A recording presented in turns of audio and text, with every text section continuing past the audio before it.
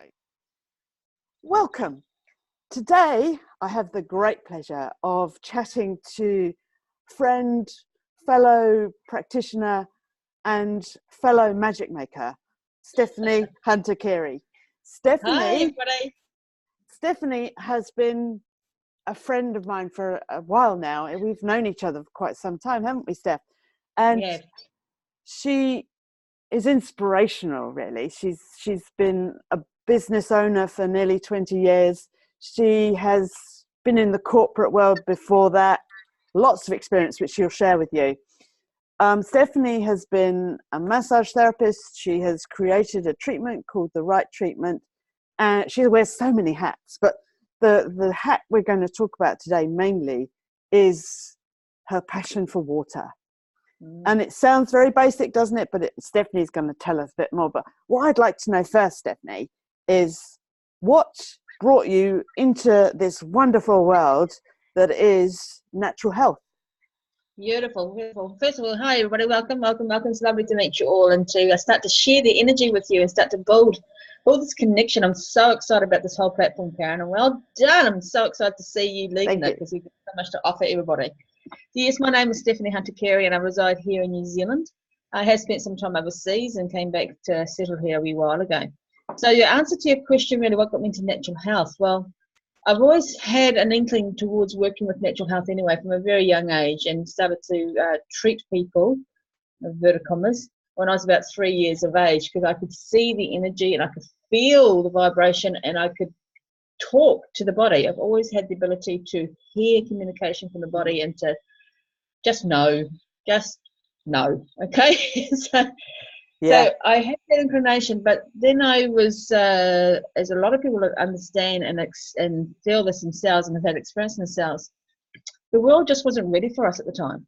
So I was punished for having that ability. So as a form of trying to fit into the earthly plane or to fit into society, I closed down that whole natural healing ability until I got into my 30s.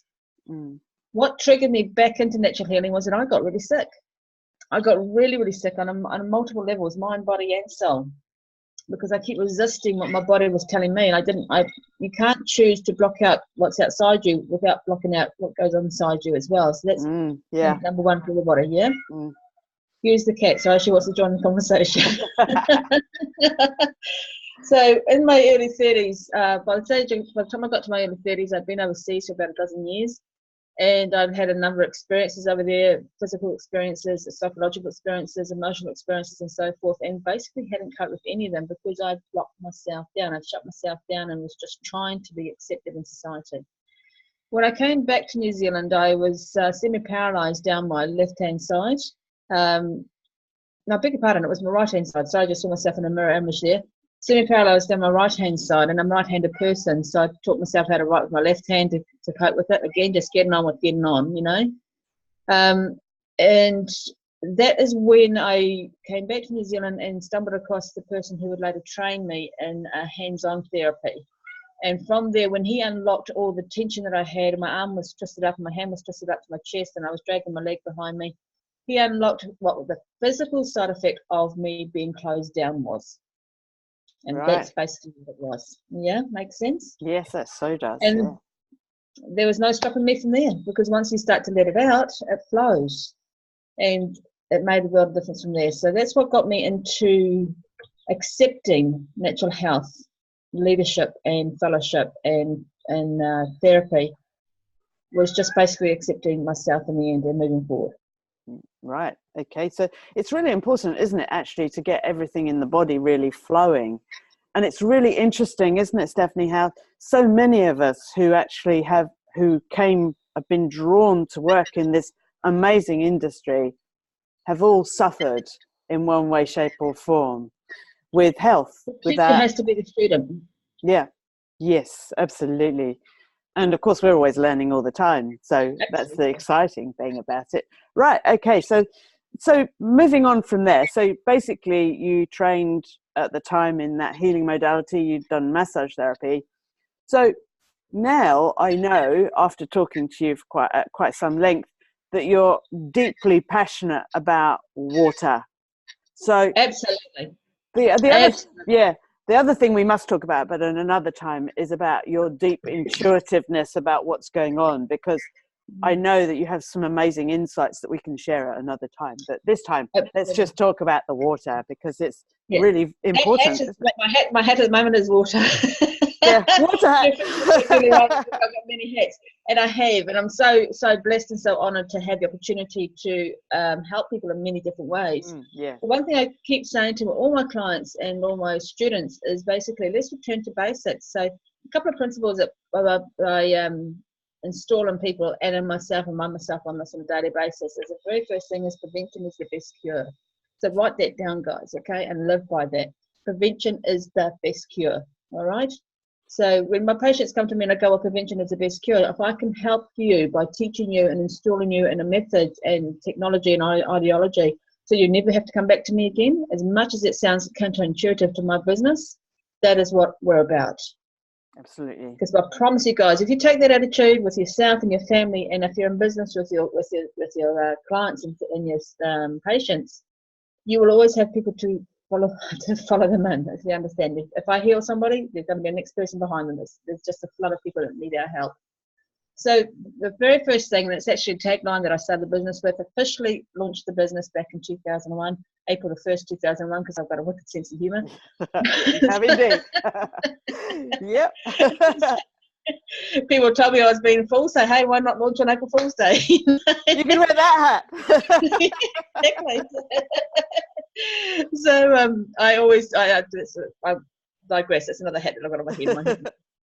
But anyway, so been official since 2001, but what I see constantly all the time is that people are reaching beyond the basics, so that they're not building their home on a solid foundation. Let's put that picture in place. So they're looking out there and they're going, oh, if I can only learn how to do this, and I'm going to have to do this, and I can do this, and I can do this, and do this. But they're building their houses of stick, as in houses of cards, because the foundation isn't solid. So let me explain what I mean. Return to the basics. And here's my second principle. And this is not a new one, guys. I pinched this from somebody who wrote it many years ago. But that is keep it simple, sweetheart. The KISS principle. So it's supposed to be keep it simple, stupid, but I don't know any stupid people. So I say keep it simple, sweetheart. Okay? We just need to do the basics. And how much more basic can breath be? Because we need to breathe.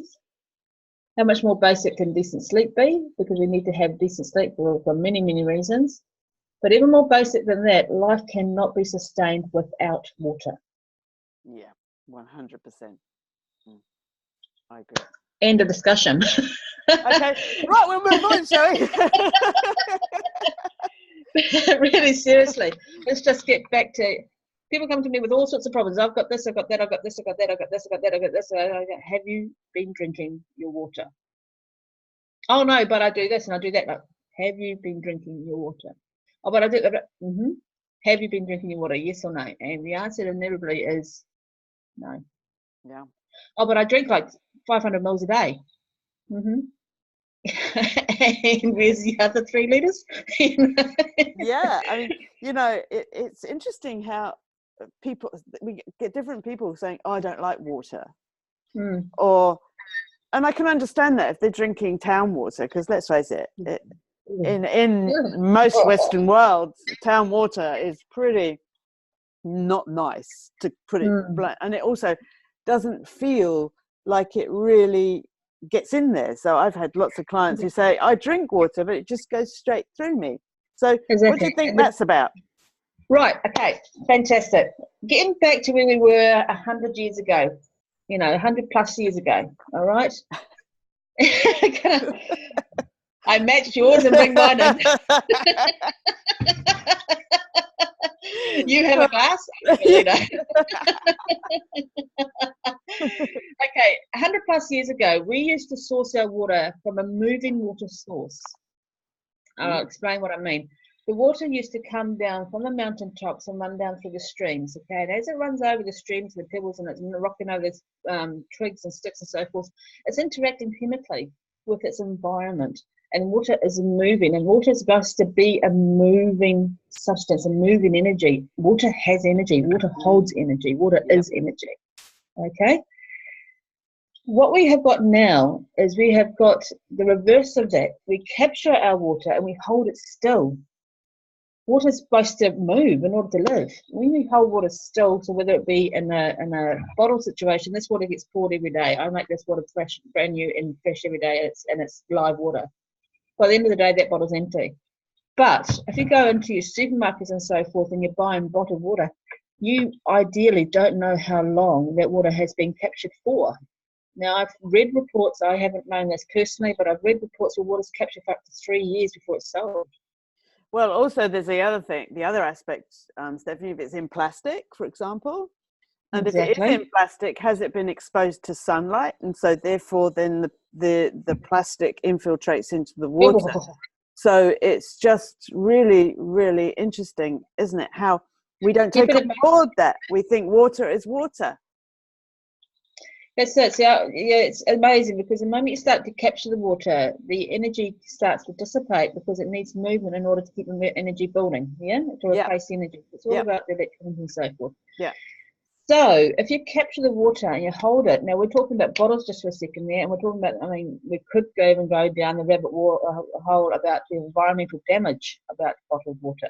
Yeah. Which is no secret. People know this, but we've got to own it, guys. We've got to own accountability for this because we can talk about it, but if nobody takes accountability, nothing's going to change. So that's my little spiel on environmental damage. Absolutely, yeah. Okay. So what happens when water is captured? So whether it be in a bottle or whether it be in a tank, and we hold it in a tank reservoir, or whether it be in a kettle, or whether it be in a reservoir, a town supply, and so forth, and capture the water, it starts to discharge, and it will eventually become dead water. Now, the effect of that is the hydrogen atoms in the water will start to cluster together. One of the effects of that is the hydrogen atoms in the water will start to cluster together. We feel that as bloating. Yeah. Okay, so I've gone from the start to the end, and I can fill out the whole middle about the steps it gets to that point, but the ultimate thing that people want to know is, why don't I like water? Why do I feel heavy when I'm drinking water? Why do I feel like I need to go to the toilet straight away? Okay?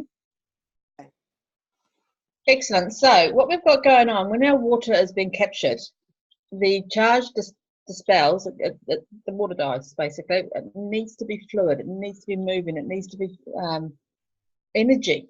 Yeah. Energy. It needs to be energized, yeah? So when we don't have that happening, the hydrogen atoms in the water start to cluster together, and we go from having a micro water cluster to a macro water cluster, okay? Going to get a little bit jargony here, guys, so just bear with me for a second. when we have macro clustered water, there's so many hydrogen atoms. Okay, here's a picture for you. I wish I had some here to give you an actual visual, but I'll paint a picture for you. Imagine a nice big bunch of grapes. Sits in my hand, a big bunch of grapes. Okay, sits in my hand. Each one of those grapes represents a hydrogen atom. Right, yep. Now, if that big bunch of grapes tries to get themselves through my cellular structure, it's going to be rejected and pushed back into the bloodstream and flushed out. Because the hydrogen atoms are too macro clustered. They're stuck together like Velcro, and they can't get through the lining of a cellular structure. They can't pass through the brain-blood barrier. So they get pushed back into the bloodstream and they get flushed out. So a couple of things there. If you're feeling bloated when you're drinking your water, check your water quality. Yeah, very important. Not all water is created equal. Seriously, yeah. Yeah. So we're going to be capturing our water in bottles. And okay, come. No, so that really makes sense. So not only is it flushed out, it'll also cause water retention. So you feel more bloated and get swollen ankles and like cankles, and then you get bloated. You know, you feel like you've gone up like a balloon. Yeah, absolutely. You get brain fog. Yeah, massive brain fog. In effect, you're dehydrating by drinking the wrong water. Yeah, I can really relate to that. Yes. Yeah. So the answer to that is we need to move our macro clusters to microcluster water. So we need our water to be live again. Okay? We need to do electrically reduced water. In a nutshell, we need electrically reduced water. We need to bring some energy back into our water so the macro clusters become the microclusters. So when our body is drinking this water, it's going, oh yes, please, oh yeah, man, I'm gonna have that. This is good stuff. Yeah, yeah. And it starts to absorb the water. Literally, from the moment the water touches the lips, goes into the mouth, the whole body goes, I can digest this, I can ingest this, I can bring this into my cellular structure. So it starts to ingest water from the mouth right down through the whole digestive system. Rather than the whole water being flushed down because the body can't cope with it, the body flushes all your water down to your gut and just goes, right, it's sitting in the gut until you get a chance to get dispersed, weed out, basically. Okay. So patients come in here and they'll have, they'll come in, people come to me and they'll have a glass of my water, and then they'll have another glass of my water, and then they have another glass of my water, and they go, oh, I don't actually need to go to the bathroom. Usually after one cup of water, I need to go to the bathroom 10 minutes later, 5 minutes later, 7 minutes later. But they can have a litre of water with me and they have total hyperhydration. Yeah, I so relate to that, because I've noticed with this water that you're talking about, Stephanie, is that I can drink so much more of it than I've ever been able to drink before. It tastes lovely too, which is really a bonus. But also what I've noticed is if I add lemon juice or something to it, it just has this whole woohoo bit, you know. And when I add herbs to it, which is really interesting, when you add herbs to it, the effects are almost instantaneous.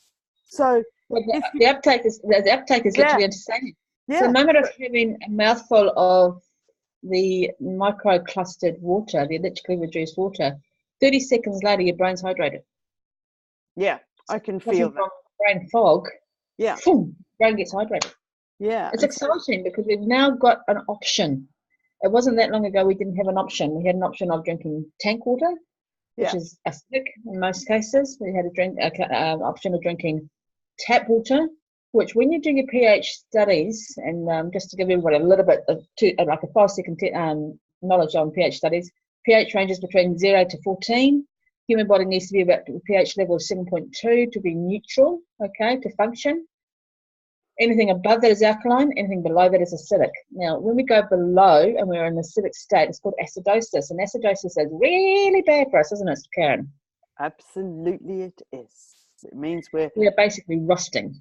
We're rusting. We're basically aging far quicker than we've ever aged before. And the interesting thing, Steph, is you saying, isn't it great that we've got this alternative now? Because like you, I've been trying to access good quality water for over 30 years after reading a book. I can't remember the name of the author now, but Your Body's Many Cries for Water. Oh, wow. And my husband Simon and I have been trying to find ways of getting good quality water. Now, we had access to spring water before this, which was all right. But then we tested it in comparison to this. My gosh, so very, very different. And so this is just an important component of health and well-being, because we are over 75% water. Absolutely. Well, the brain, I think, is 80% water, isn't it? 85, I think, the brain. Yeah. So if you're not hydrating, let's just right back to basics, right back to the very, very basics. Keep it simple, sweetheart. And, prevention is the best cure. Yeah. So using those two taglines, I refer everything back to that every single time I'm investigating anything and using anything with my clients and my family. If I'm hydrated, how can I be functioning properly? If I'm hydrated or dehydrated, beg your pardon, the other way. If I'm dehydrated, if I'm dehydrated, how can I possibly expect my body to function properly? But not only how do I expect my body to function properly, say hello to my Kathy body, not only can I expect my body not to function properly, but how can I expect it to repair? So when we bring our body into a state of from acidosis, acidity, when we bring our body into a state of alkalinity, we introduce or we encourage homeostasis back in our body. Yeah. And from a state of homeostasis, we can introduce strengthening and healing to our immune system.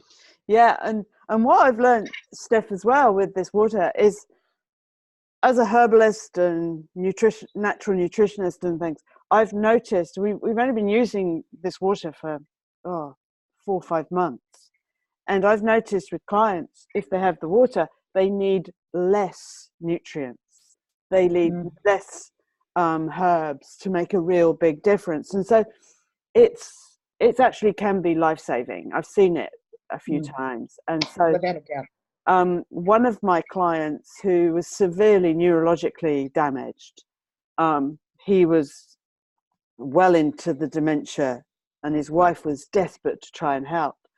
And she got onto the water, and we're slowly seeing he can walk properly now, which is what he couldn't. Wow. His brain, he's always been a passionate advocate of motorbikes, and he's been looking longingly at his motorbike and hasn't been able to feel the confidence just to stand by his motorbike. And now he's actually thinking, and this is only 3 months down the track, he's actually thinking of going out on his motorbike. That is an amazing result. Amazing, you know. Oh my gosh, it makes me almost want to weep with tears of happiness, because what are we here for if it's not to live, thrive at life? We're not here just to survive. Yeah. You know? And if we can help people, oh, see, I'm getting really passionate now. Yeah. If we can help people to go back to the very basics of the foundation. Remember, I referred to that home at the beginning of our call. If we're looking at the very foundation of our home, of our body, and we go, right, we get the foundations right, then what we introduce after that's got a solid foundation to work on. So you talked about how herbalism is, you need less herbalism for people who are using it with the water. Because with the microhydration, so the hyperhydration, the microcluster that's going on, the intake of the herbs into the cellular structure and the brain structure is exponentiated. Yes. Because it can pass through the brain-blood barrier, and it can pass through the cellular structure, through the cellular wall into the cellular structure. Yeah. Now, bearing that in mind as well, if we haven't been hydrating correctly or enough, Cat just wanted it's 5 minutes of attention, 5 seconds of attention. You right there, Cat? You right? Okay. All right. Did you get all excited about the water, did you, darling? If you're not hydrating enough, then we're not cleaning out our cellular structure either.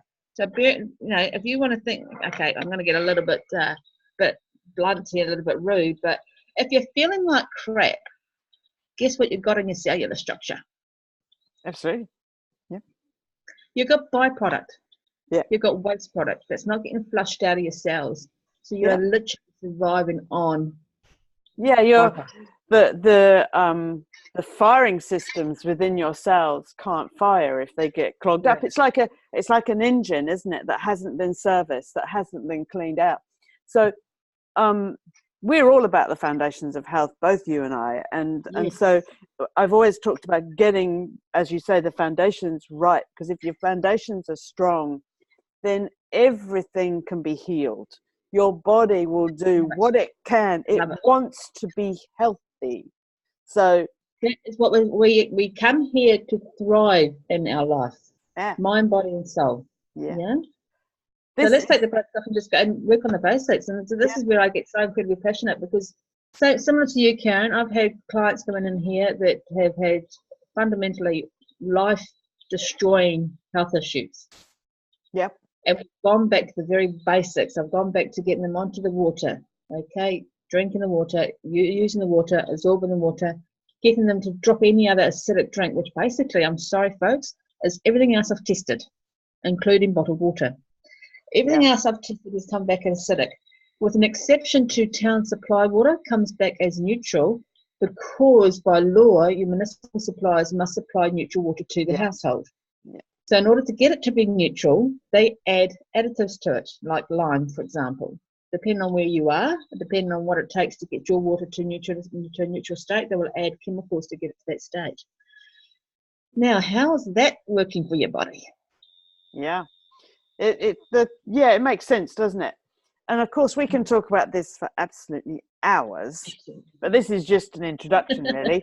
So next time we can dive deeper into some of the things that we've been talking about, but also dive deeper into what else you do too, because I mean, this is just a smidgen of Stephanie Hunter Carey here. So if anyone is interested in the water, I would highly recommend that you drop Stephanie a line. This isn't a platform for sales or anything, but we are really passionate about your health. And so I've got a couple of free ebooks if somebody wants some ebooks. I've got newsletters you can get more education on. That's all free. Okay, so you're very, very welcome to just drop me a quick line. It's just pop into stephcarey.com. I'll put it in with the video, so we'll perfect. So just drop me a line. Yeah. Because if I can help you to get back to the basics, and then we bring you forward from the basics to springboard you into your healthy life, and then my job is done. With pleasure. It's so exciting. I'm really grateful for your time, Stephanie. I know how busy you are running such a busy clinic and everything else, and it's really cool to be able to share some of the things we've experienced and together, and our clients and everything else. So thank you very much. With love. Thank you for watching, everyone. Bye, everybody.